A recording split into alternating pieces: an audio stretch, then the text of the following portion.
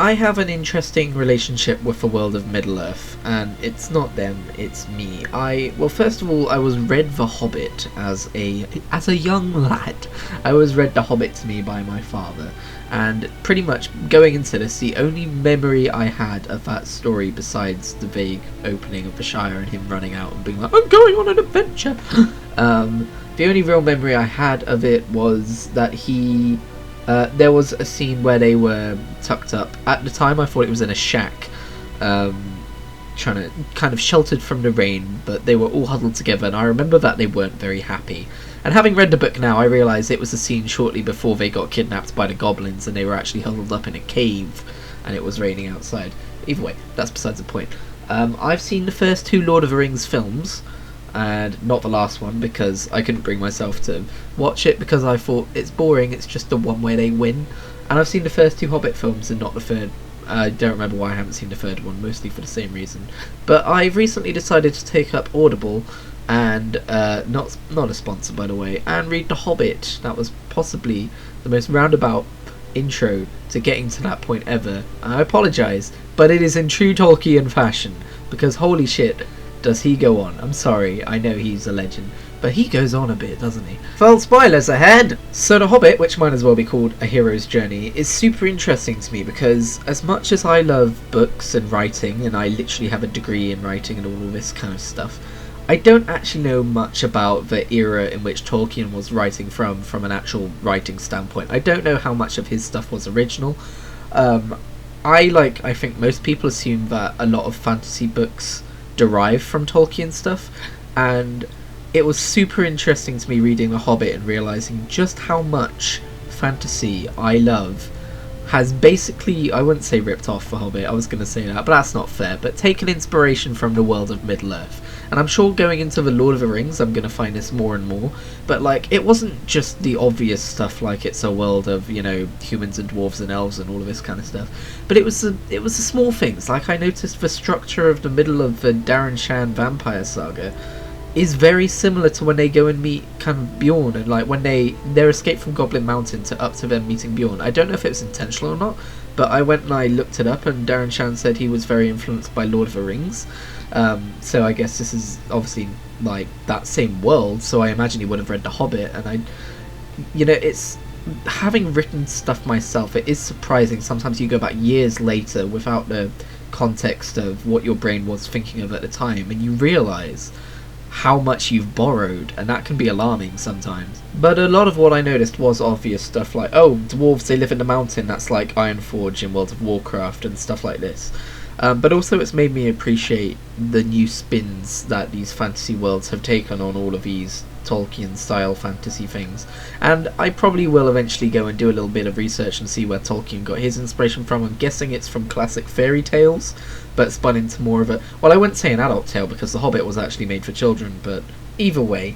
The story itself, was it a good read? It was. I love narratives which are basically like The Hobbit, where it's this long overarching journey with lots of stops along the way. I was kind of reminded of a D&D podcast I listened to, in that you would have these chapters, or not chapters, but these legs of the journey. So for instance, you start off with the conflict within Bilbo's own mind, and whether he wants to leave the Shire or not, all of that kind of stuff, him meeting the dwarves, how he deals with that. But then I'd say the next main one is the trolls, and then the next kind of leg of that is the goblins. And by the way, I love that it was goblins. The movie changed it to orcs, I believe, but I fucking love that it was goblins. I love goblins. I don't know why, but they're every kind of goblin except maybe Warcraft goblins are great to me. And Warcraft goblins, I mean, kobolds are basically normal goblins. So moving away from that though, then you've got their escape to the woods and how they deal with the wolves that follow,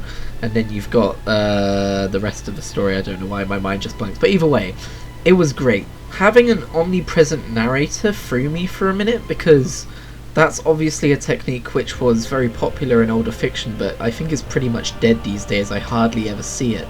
But it's literally like someone is telling you the story of The Hobbit, and at first I spent ages trying to figure out, is this a future version of Gandalf or a future version of Bilbo? But obviously it's not. It's the omnipresent narrator. It's Tolkien himself basically saying, Now look, you might have remembered this from earlier in the story, but this is how it's going to be.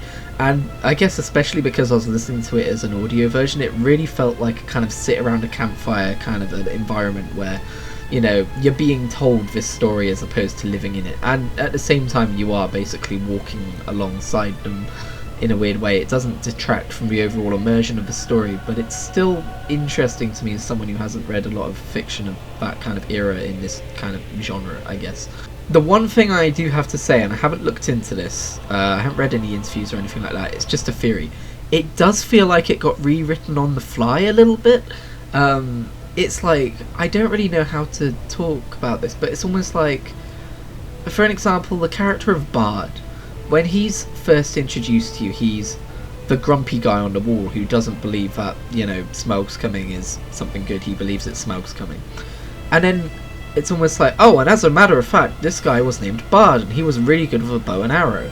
And then as it's almost like he's like, oh, actually, yeah, because I'm going to make him kill Smaug. And as a matter of fact, he was the descendant of the Lord of Dale and all of this kind of stuff. It almost feels like it's being written on the fly. It might not have been. That might just be the omnipresent narrator that's giving me that impression.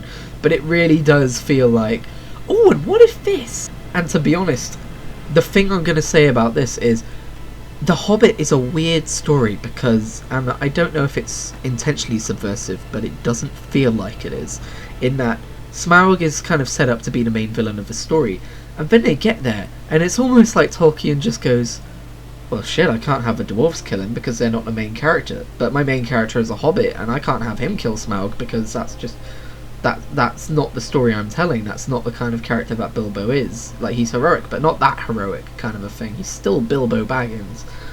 So what am I going to do? I'll just have him fly off and be killed, and then the rest of his story can be more about how the characters resolve actually getting this treasure and how the other various peoples around the area of the Lonely Mountain, you know, deal with this as well. And I think it's a good story. I think it went in a good direction. But it really does feel like Smaug just leaves, and then it's like, oh, anyway, what happened to Smaug? Oh, okay, this is what happened. By the way, he flew off and got shot and died. Oh, okay. It's so weird. And I really don't feel like it's intentionally subversive. If it is, if I find out later that it is, I do apologise to relate this to Tolkien. I'm clearly just not fucking, what's the word, familiar with this era of fiction. But for a moment there, it seemed like they were setting up Thorin to be the villain, which would have been really cool to have him be a protagonist for so long, but then kind of turn into a villain. And while it did go that way for a little while, all of a sudden you had the goblins march down from the north, and then there was a big battle of 5 armies where the dwarves were like, shit, well I guess we'll be friends with the humans and the elves, and then everything will be fine afterwards. I don't know. I feel like if it came out nowadays it would be criticised a little bit for that, so I'm trying to keep that in mind. It was still an enjoyable story, it just, to me, it just kind of went strange directions towards the end there. Just to get away from negativity though, I do want to mention that my favourite parts were the encounter with Gollum and the encounter with Smaug. Those two encounters, the conversations, they were absolutely fantastic to listen to. I loved every minute. But either way, I am glad I finally read The Hobbit, or I guess reread The Hobbit from a perspective of adulthood and also someone who actually remembers the story now, because like I said, I hardly remember anything from my first read through. I don't even know if we finished it, to be honest. That might be why Smaug's death took me took me by surprise. I think it's fun to be able to see these things from a fresh perspective, because a lot of people have read these stories years ago and they're familiar with them. They've seen the movies as well and they're familiar with them, and it's almost like after a certain amount of time with a narrative, it's hard to properly, I guess not critique it, because that's not what I'm really doing here, not in any kind of sense that I've gone out of my way to write up a script first and think through it and present an argument. This is just my overall impressions. But it's nice to be able to capture these first impressions before the story gets so ingrained in me and so familiar that I kind of don't really look at it like it's got flaws. I just revere it for the kind of famous piece of work that it is, and it is famous for a reason. I really enjoyed it, and by the way, it was read by Rob Inglis is the version I went with, and I'm hoping he's done the Lord of the Rings one as well, because he was really good. If you are going to listen to it in an audiobook, I don't know how good the kind of BBC presentation versions are, but the version that's just unabridged read by Rob Inglis I recommend that one highly, because he's got range. He does a lot of good voices. But either way, that's me. I've read The Hobbit. I might watch the movies at some point, and then if I do, I'll probably dedicate an episode to going over the differences. I don't know if I'll do one per movie or not. That's a problem for a future Christian. For now, I'm gonna probably the next book one anyway will probably be the Fellowship of the Ring.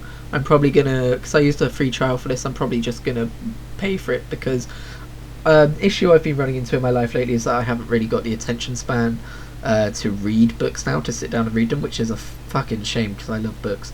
But that's just the way the direction my brain has gone in. But I listen to this as I walk to work, so it's great, and it really helps with books that are kind of older and have a heavier kind of a narrative to them that's harder to get through. I did buy the Fellowship of the Ring last year, but I only got I got up to Tom Bombadil, which is, I'm pretty sure, most people's drop-off point. Anyway, thank you for listening, and I'll see you in the next one.